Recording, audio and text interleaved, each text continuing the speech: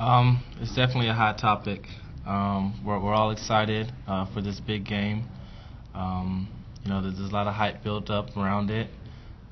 We're staying focused, and every thought is on BYU and what we need to do to win. Did any of you guys see the line at the house this morning for tickets?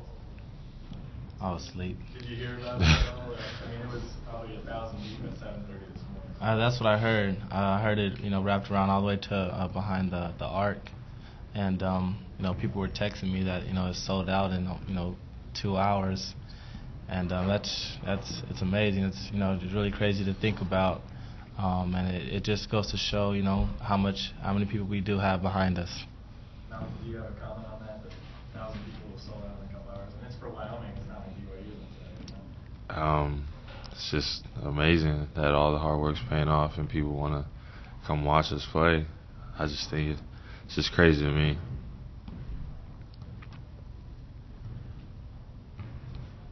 Coach, we asked the coach and he wasn't maybe didn't say or didn't know, but who guards Jimmer Fredette on Wednesday night? Everybody guards Jimmer Fredette on Wednesday night. There isn't any specific person that's going to be on him.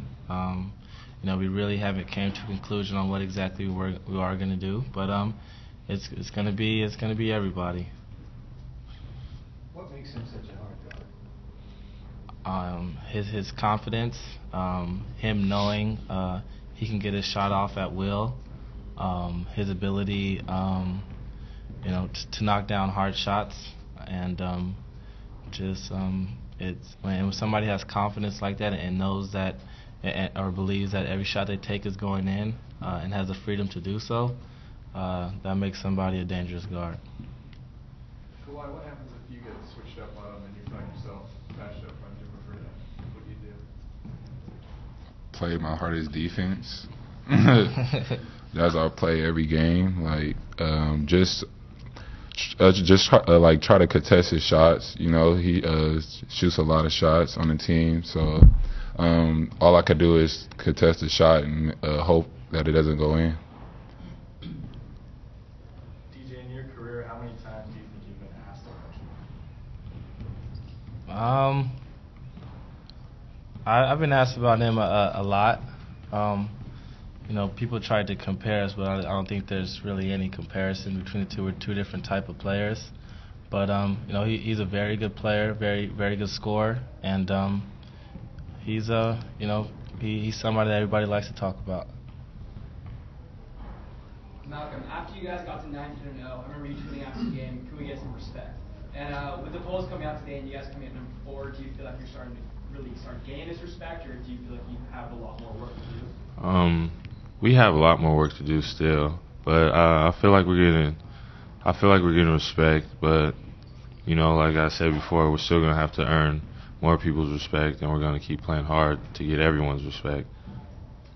Along those lines, for any of you guys, how much do you feel is at stake on Wednesday in terms of earning that respect? Probably a lot of people nationwide are gonna look at this game as your litmus, no matter what the first 20 games brought. I think this game is either going to be I told you so, or wow, they really are that good. So I think that's what this game is going to come down to. Is the media making too big of a deal about Jimmer? In your opinion, how much is Jimmer that team? The media, it seems like he's 100% their team to stop him from winning. What's your opinion? He's the heart and soul of the team, but it's not just him. They say he's Batman and Emery's Robin, and he's putting up big numbers, and his ability to on the defensive end to make plays and steal a lot of balls. It's it's not just him. He is the heart and soul, but the BYU is a very good team, very well coached team. Everybody knows their role. They know that Jimmer's gonna get his shots, and so is Emery, and they play well together. Coach Fisher said that before you came, guys, and he used your name, DJ, saying a lot of times he uses you as an example, and be more like DJ, do this or that. I want to get each one of your comments on that. Starting with you, DJ, what do you think when he says those things, and does he say them to you guys as a team where you can hear it? Sometimes he does, but I think what he's trying to stress the most when he uses my name is to, sometimes some players, might get over emotional, and some people might not be emotional enough, and the emotion part tends to affect some people's game, and I think the way that I've been able to maintain a stable emotion throughout the game, whether if I turn the ball over, miss a shot, or make a big shot. And just being able to go on to the next play. I think that's what he's trying to say when he uses my name. Who's the most emotional player on the team? I don't know. I don't know.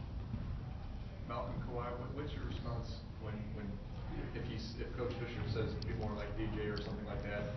Would you agree that DJ's the guy to emulate that? Yeah, like when Coach Fisher says that, I just think in my head, like he's doing the right things. He's been here for 4 years.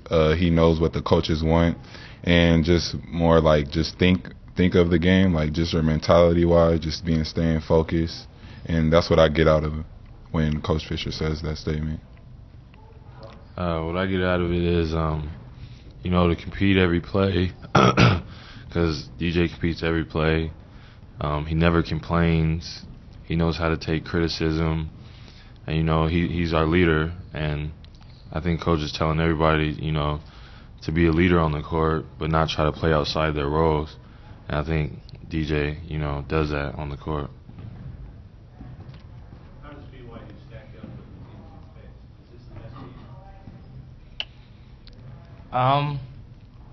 I don't know yet. I mean, we haven't played them yet. I mean, you can ask me that after the game, but right now, on paper, yeah, it is. It is the best team, and we'll see how much truth is to that on Wednesday.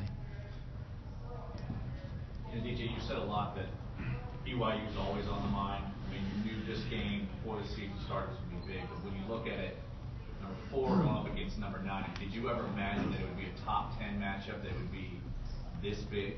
And what does that feel like that it is? Absolutely not. I didn't think it would be as big as it is. As the media and everybody's making it out to be. But it's I'm glad that it's this big. It's going to give the team a NCAA tournament feel.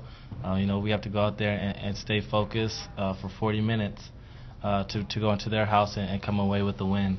They play very well at home, and everybody knows that. And with all the hype built up around this game, it's going to show. This game will show how mentally strong we are to be able to go out there and play with all the surrounding, media stuff. With all this added attention, does it feel different? I mean, you've said, listen, you guys are always on this game. It's always a big game, regardless of who's paying attention. Does it feel different because of all this attention?